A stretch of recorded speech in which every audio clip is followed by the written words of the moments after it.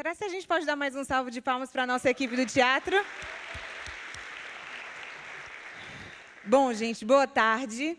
Como vocês viram aí, o nosso professor revisando a nossa parte 1 da Universidade do Recomeço. Quem estava aqui? Vou me arriscar aqui a pergunta. Olha, muita gente estava na lição número 1. Se você não estava, deixa eu reforçar mais uma vez. A parte número 1 é para você que está recomeçando após um erro.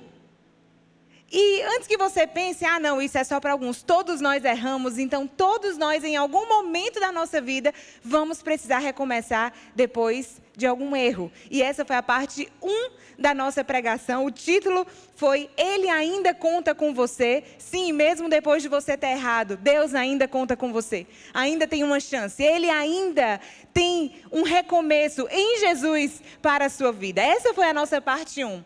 E hoje a gente vai falar na parte 2, também sobre recomeço, mas dessa vez o tema e o título da nossa mensagem é: Essa história ainda não acabou. A sua história ainda não acabou. E esse recomeço, diferente do primeiro, que foi depois dos erros, a parte 2 é o recomeço depois das perdas. E antes de começar, eu queria que a gente orasse, pode ser? Se você se sentir à vontade, se concentra aí com Deus, fecha os seus olhos, faz como você se concentra melhor e vamos orar. Deus, nós te agradecemos por mais uma lição, por mais uma aula nessa Universidade do Recomeço. Nós te agradecemos, Deus, porque a tua casa é um lugar de recomeços. Deus, nós te agradecemos porque naquela cruz o Senhor fez tudo o que o Senhor precisava para que esses recomeços fossem possíveis. Então, desde já nós te agradecemos. Deus, eu oro, Pai, para que esse recomeço não seja uma coisa que a gente escuta falar, mas eu oro para que a partir de hoje, a partir dessa tarde, a partir dessa palavra, recomeços de fato aconteçam na nossa vida e na nossa história, em nome de Jesus. Amém. Amém. Glória a Deus. Gente, recomeços depois das perdas. A gente vai conversar aqui um pouquinho sobre a história de Ruth e Noemi. Não sei se você conhece essa história, eu vou te contar, mas de qualquer forma eu quero deixar a tarefa de casa para você, ler o livro de Ruth. Ele é bem curtinho, tem 4 capítulos, está no Antigo Testamento e você vai amar essa leitura. Mas deixa eu te contar. Noemi, ela era casada com um cara chamado Elimeleque, e aí eles moravam em Belém, e lá em Belém aconteceu um período de muita fome. Então, fugindo da fome, tentando a sobrevivência, eles foram para um lugar que chama Moabe. Chegando lá em Moabe, a Bíblia fala que o marido de Noemi, o Elimeleque, ele faleceu. E a Bíblia fala que eles continuaram a viver lá. Os 2 filhos de Noemi, que também foram com ela, eles casam com mulheres daquela terra, moabitas. E a Bíblia diz que uns 10 anos depois que eles estavam morando lá, Noemi, os 2 filhos e as suas 2 noras, os seus 2 filhos também faleceram. Esse é o contexto do livro de Ruth.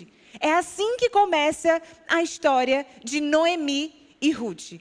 Tragédia, morte, falecimento. E Deus teve um recomeço para elas. A gente vai falar sobre isso. Eu não sei se você se identifica com a história delas de alguma forma. Não sei se você passou por uma perda nesse sentido de perder talvez uma pessoa querida, de perder um familiar, um amigo.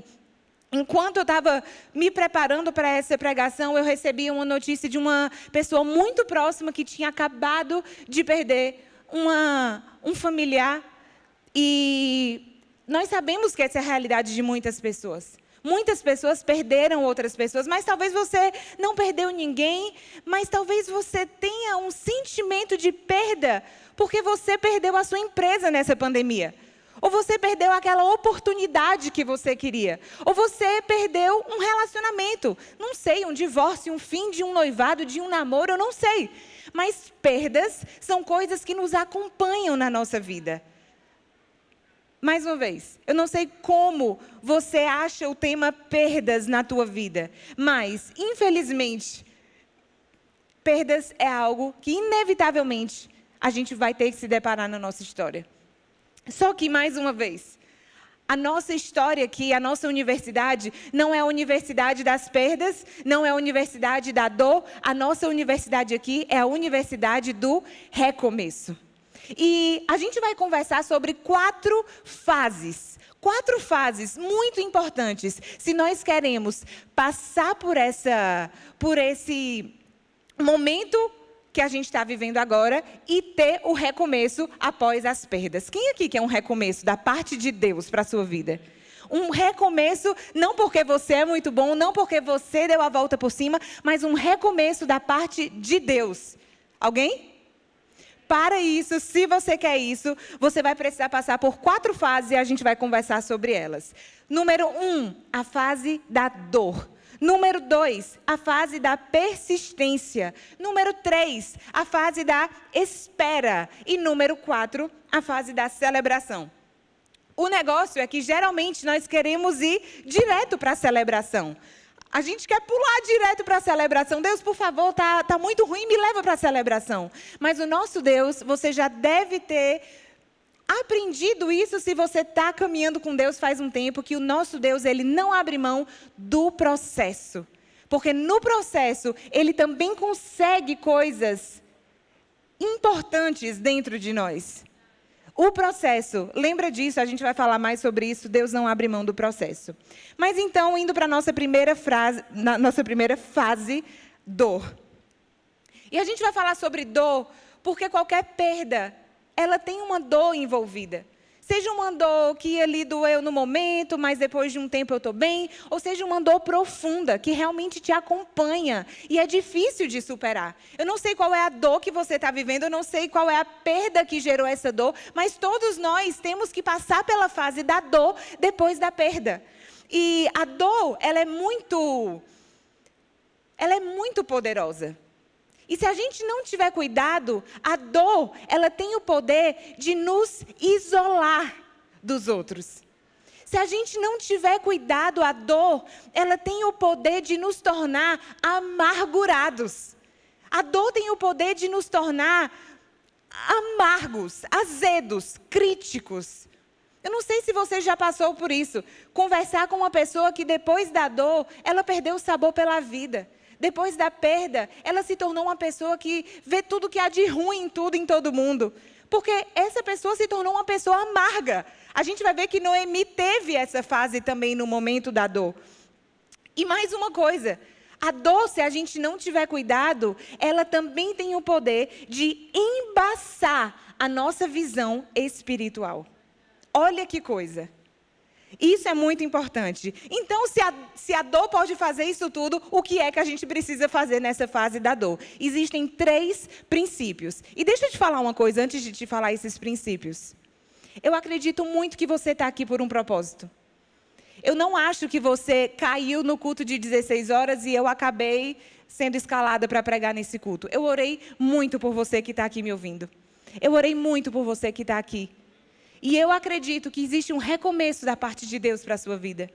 Mais uma vez, eu não sei qual é a tua perda, eu nem sei se você reconhece que isso foi uma perda. Talvez a perda de uma responsabilidade, de um cargo, de uma oportunidade.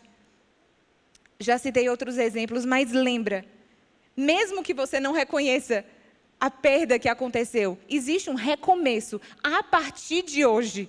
E eu quero muito te convidar a pegar isso daqui que a gente vai falar e aplicar na tua vida. Você topa? Então vamos lá. Se a dor tem o poder de nos isolar das pessoas, de embaçar nossa visão espiritual, de amargurar nossa alma, o que é que então a gente deve fazer? A primeira coisa que a gente deve fazer é se permitir ser ajudado. A gente precisa se permitir ser ajudado. E olha o que é que acontece. Na história aqui de Noemi, quando acontece de o marido dela morrer, depois de um tempo de 10 anos, os filhos dela morrerem, ela ouviu falar que lá no lugar onde ela morava no começo, em Belém, voltou a ter provisão, voltou a ter comida. Então ela volta com as noras lá para onde ela morava no começo. Só que no meio do caminho, ela começa a dizer assim: noras, quer saber de uma coisa? Vão embora. Vão para a casa de vocês, eu não tenho mais nada para dar para vocês, é melhor vocês voltarem para a casa de vocês. E ela faz isso 2 vezes. Ela faz isso e a Bíblia diz que as noras, Ruth e Orfa, elas começam a chorar muito alto e elas dizem, não, a gente vai com você. E aí isso acontece uma vez. E aí na segunda vez que isso acontece, as duas choram também muito alto. E aí elas dizem, não, a gente vai com você. Mas sabe o que é que acontece nessa segunda ocasião? Uma das noras, Orfa, ela realmente voltou para casa. Ela realmente seguiu o caminho, foi lá tentar a vida dela de outra forma, talvez conseguir um outro marido, não sei. Mas Ruth, e esse é um ponto chave da história de Ruth, Ruth decidiu ficar com a sogra Noemi. Mas presta atenção o que é que Noemi tentou fazer. No momento de dor dela, ela tentou se isolar das pessoas. Ela tentou se isolar. E eu não sei se você já passou por um momento como esse, ou se você já disse alguma coisa do tipo, eu já. É muito comum. Em momento de dor você diz assim, me deixa quieta, me deixa na minha. Faz o seguinte, não se preocupa comigo, deixa que eu me viro. Alguém aí se identifica? Eu já falei isso. Porque a tendência na hora da dor é dizer assim, eu me viro por conta própria.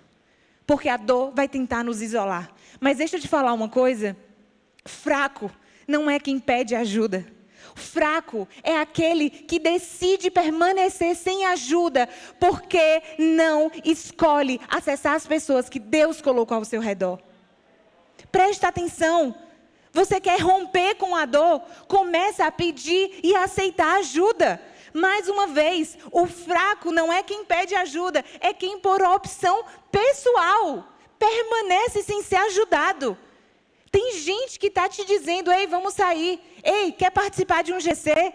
De um grupo de crescimento? Ei, vamos fazer alguma coisa. Você está dizendo, não, me deixa. Mas, ei, quer romper com a dor? Para de se isolar. Está na hora de boas companhias. Está na hora de pessoas que te apontam para o teu futuro. Está na hora de você acordar e pedir ajuda.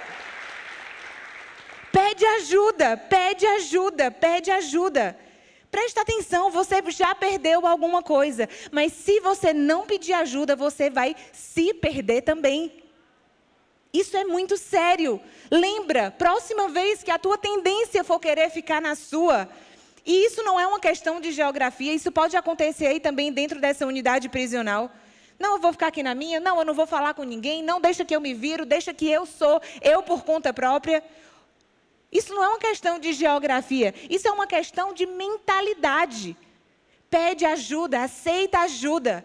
Mais uma vez, quer romper com a dor? Permita-se ser ajudado. Número 2, gente, esse é muito importante. Você quer romper com a fase da dor? Você quer superar, você quer se graduar na fase da dor? Valorize o que restou. Valoriza o que restou. Com certeza, Noemi queria ter voltado para Belém com o marido, com os 2 filhos, com as 2 noras, mas essa não era mais a realidade dela. A realidade dela foi voltar com Ruth. E ela precisava valorizar, então, Ruth. A Bíblia fala que Ruth era melhor para ela do que 7 filhos seriam. Só que muitas vezes a dor, como a gente falou, ela embaça a nossa visão. E ela tende a nos colocar no que a gente chama de nostalgia tóxica. Sabe o que é uma nostalgia tóxica? É quando você compara o passado que na sua cabeça foi glorioso e pode até mesmo ter sido com o teu presente de dor. Isso não vai te ajudar a romper com essa fase. Isso vai te afundar na tua dor. A nostalgia tóxica, você ficar lembrando, comparando e só focando no que passou e não no que ficou. Isso vai te afundar na tua dor.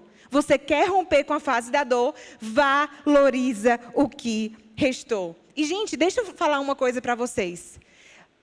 Lembra que eu falei que quando elas estavam voltando, Noemi tentou dispensar as noras 2 vezes, e aí elas choraram e disseram que não, e aí na segunda vez Orfa realmente foi e Ruth ficou? Lembram que eu falei isso? Existe um princípio escondido nessa ida de Orfa e nessa permanência de Ruth.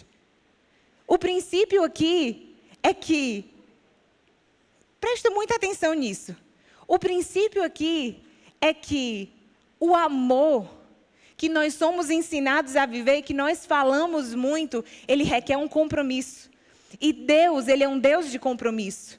E deixa eu te dar um spoiler do final dessa história. De Orfa, a gente nunca mais ouviu falar, mas de Ruth, ela entrou na genealogia de Jesus Cristo. Olha que coisa séria, olha que coisa poderosa.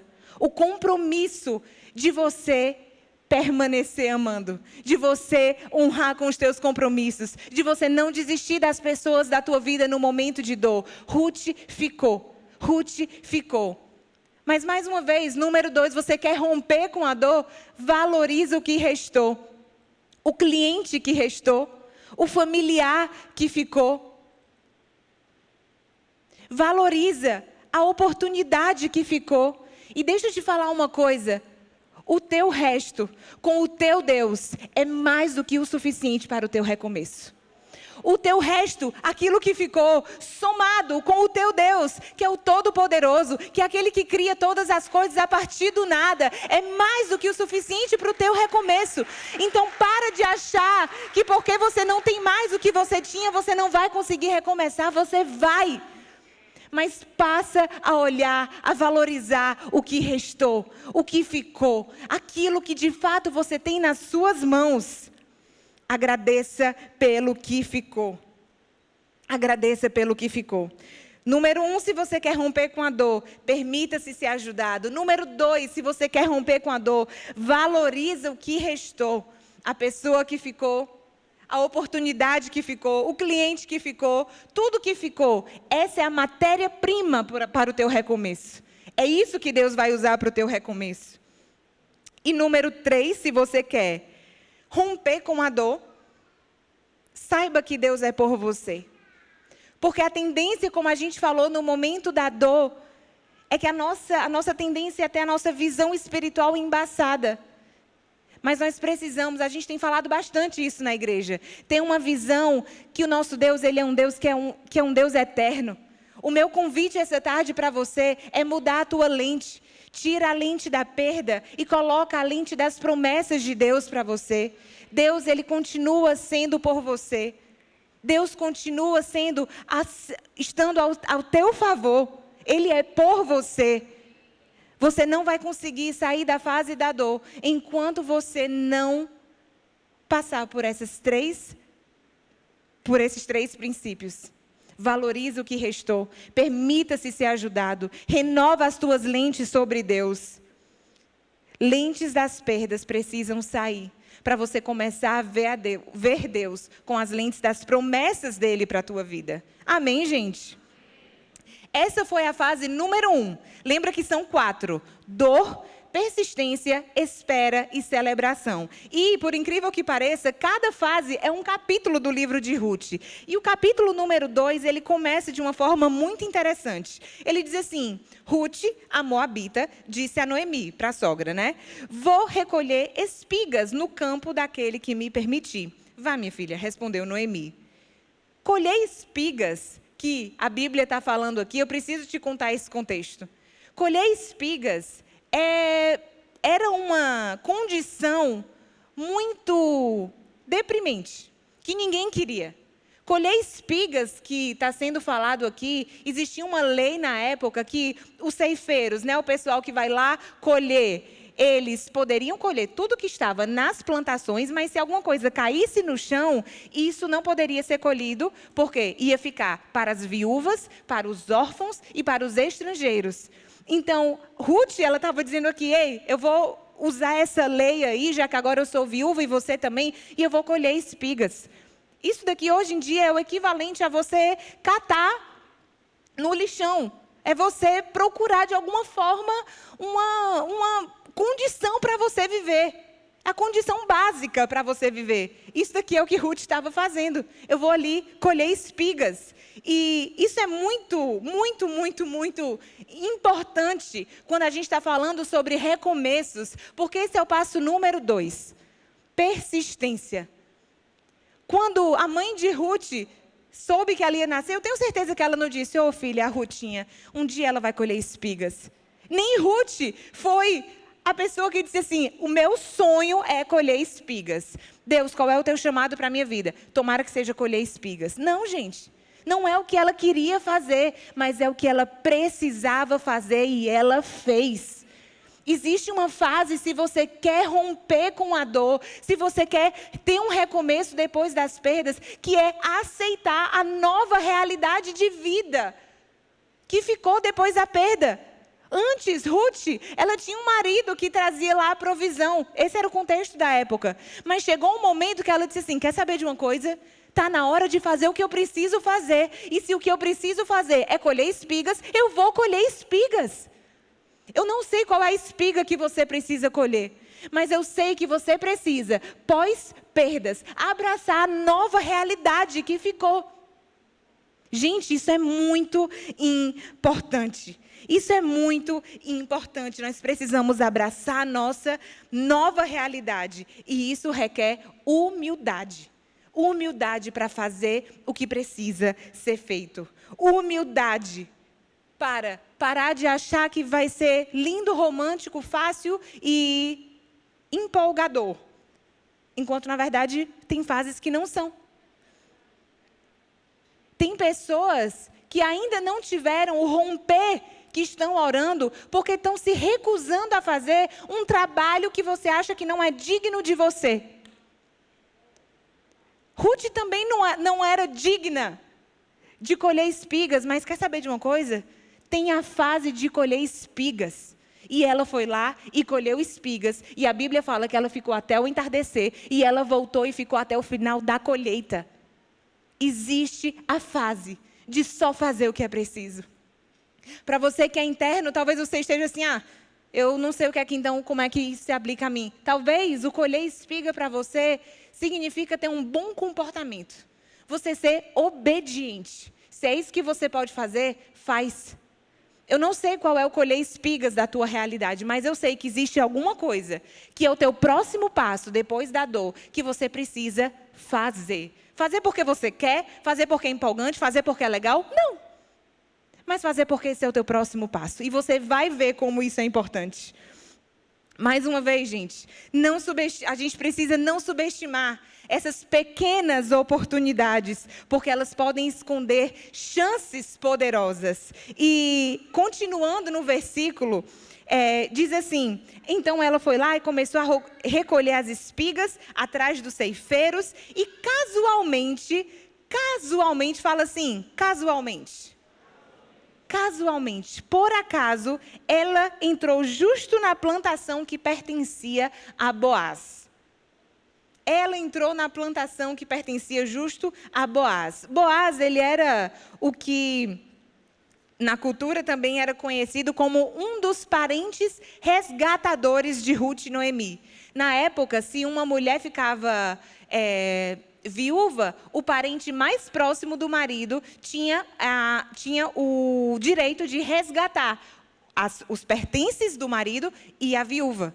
E aí, Boaz era um desses resgatadores e casualmente, ela estava só fazendo o que era preciso, mas casualmente, ela entrou na plantação justo de quem, gente? De um dos parentes resgatadores. E isso é muito, muito, muito, muito, muito, muito, muito poderoso. E eu quero que você não perca essa lição. Por quê? Porque eu quero te inspirar e eu quero te encorajar a não desistir de ir colhendo as tuas espigas. De ir colhendo as tuas espigas. De fazer o que precisa ser feito. Gente, isso aqui no nível subsistência. Para eu ter comida na mesa. Não deixa de fazer o teu básico. Não deixa de fazer, porque casualmente, que a gente sabe que não é casualmente, é Deus orquestrando uns bastidores que você não consegue ver ainda. Deus vai e faz. Vai colhendo espigas que o teu casualmente chega. Vai colhendo espigas que existe um bastidor por trás que você não tem acesso. Mas deixa eu te falar uma coisa. O casualmente de Ruth nunca teria chegado se ela não tivesse se levantado para colher espigas. Você está entendendo isso? Gente, isso é muito poderoso. Mais uma vez, tem gente orando por um romper de Deus, mas está sentado no sofá. Tem gente que está orando, Deus, eu quero isso, eu quero aquilo, me usa, me faz. E Deus está te dizendo hoje, meu filho, vai colher espigas. Vai colher espigas. Faz o que é possível, que eu me responsabilizo pelo impossível. Meu filho, faz o que é preciso, que eu sou Deus que faço acontecer o bastidor que você não tem poder para fazer. Mais uma vez, nós precisamos fazer o que é possível. Deus se responsabiliza pelo impossível. E número 3, gente, é a espera. Nós falamos sobre a dor. Nós falamos sobre a persistência que nós precisamos ter depois da dor, depois da perda, porque nós precisamos continuar vivendo, nós precisamos sobreviver, nós precisamos existir. Mas número 3 chama espera. Espera, porque aqui no contexto da Ruth, esse capítulo é muito engraçado. Porque ele começa dizendo assim: certo dia, Noemi, a sogra, disse para ela: minha filha, eu tenho que procurar um lar seguro para a sua felicidade. E deixa eu te dizer, olha que coisa poderosa. Noemi, ela estava entendendo que as tragédias do passado, por mais sérias que elas fossem, elas não podiam mais impedir a vida no hoje. Noemi disse, está na hora de procurar um lar para a sua felicidade. E ela começa a liberar Ruth. Gente, eu disse que esse capítulo é engraçado, porque se você ler o capítulo, você vai ver que existe uma receita que Noemi faz para Ruth conquistar o Boaz. Isso mesmo, conquistar o Boaz. Então ela disse, olha, vai tomar um banho, vai aqui ficar cheirosa, vai aqui. Ela faz todo um esquema. E Ruth segue o esquema, você precisa ler o capítulo no detalhe para ver. Disse que ela ia lá, tomava um banho e depois que ele terminasse de trabalhar, ele ia deitar, ele ia beber um vinhozinho. É verdade, é isso que está lá no livro. E aí quando ele deitasse, que ele já estivesse alegre, ela ia deitar lá nos pés dele. E aí você precisa ler o resto da história. Mas, gente, Noemi deu essa receita para Ruth. Ruth fez tudo o que a Noemi pediu. E quando a Ruth chegou em casa, Noemi disse assim, e aí, minha filha, deu certo? E aí ela disse, olha, Noemi, eu fiz. Aí Noemi olha para ela e diz assim, então agora espera. Então agora está na hora de esperar. E a lição que fica aqui para a gente, não necessariamente uma receita de cantada, porque você vai ver aqui na história que depois que Ruth faz tudo o que faz, Boaz vira para ela e diz assim, Deus te abençoe. Já pensou, você recebeu uma cantada e a pessoa vira para você e diz, Deus te abençoe. É isso que acontece, Boaz fala isso para ela, a gente vai já chegar no final da história. Mas, gente, Noemi vira para Ruth e diz, agora está na hora de esperar, porque você passou pela dor. Você tem sido fiel na persistência. Você recebeu uma promessa de Deus, aguarda, espera. Porque é na espera que a nossa confiança é refinada. Porque é na espera que o processo de Deus acontece. O padrão de Deus é diferente do padrão do mundo. No padrão do mundo nós queremos tudo para ontem. No padrão de Deus, o processo e a espera, eles são essenciais. Porque Deus, ele não tem interesse de restituir apenas o que nós perdemos. Ele quer transformar o nosso coração. Nós precisamos da fase da espera. E nessa fase da espera, existe uma coisa que a gente precisa fazer de forma muito bem feita, que é gerenciar as nossas expectativas. Todo mundo tem expectativa. Quem não tem expectativa está morto. Todo mundo tem expectativa. Mas existem pessoas que colocam tanto a sua expectativa naquilo que precisa acontecer, que se aquilo não acontece, a pessoa se frustra no nível de praticamente parar de viver. E o que a gente precisa fazer nesse momento é não viver sem expectativa, porém não adoecer enquanto nós esperamos. Nós precisamos, nessa fase da espera, ter essa maturidade. Maturidade para saber que a expectativa que foi realizada, ela não vai ser a solução final da nossa vida. E a expectativa que foi frustrada, ela também não vai ser o fim da nossa história. Eu vou repetir. A expectativa que foi realizada, que deu tudo certo, ela não vai ser a solução da tua vida. Mas a expectativa que foi frustrada, ela também não vai ser o fim da tua história. Então, nesse momento de espera, pode ser que algumas das suas expectativas elas sejam frustradas. Calma, essa história ainda não acabou. Calma, essa história ainda não acabou. Pode ser que algumas expectativas sejam realizadas e dê tudo certo. Calma, não coloca todas as suas esperanças nessas expectativas. Porque a nossa esperança não está nos Boaz da terra, mas está no verdadeiro resgatador, que é Jesus Cristo. A nossa esperança não está nos Boaz, os nossos resgatadores, os chefes, a pessoa que eu queria que me notasse, a pessoa que pode me dar uma oportunidade. A nossa esperança, nessa espera, precisa estar em Jesus Cristo. Amém, gente? E, finalmente, a celebração. Nós falamos sobre a dor. Nós falamos sobre a persistência.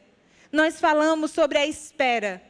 Mas chega uma hora que é tempo de sorrir, que é tempo de celebrar, que é tempo de aceitar que o que passou talvez vá deixar saudade, mas precisa dar lugar para o novo que Deus tem para cada um de nós. A celebração, a história de Ruth, existe uma disputa lá, porque existe um outro parente que tinha o direito de resgatar Noemi e Ruth antes dele, mas ele vence essa disputa. E o capítulo 4, a última fase, acaba com Boaz casando com Ruth, resgatando a família toda, e eles têm um filho.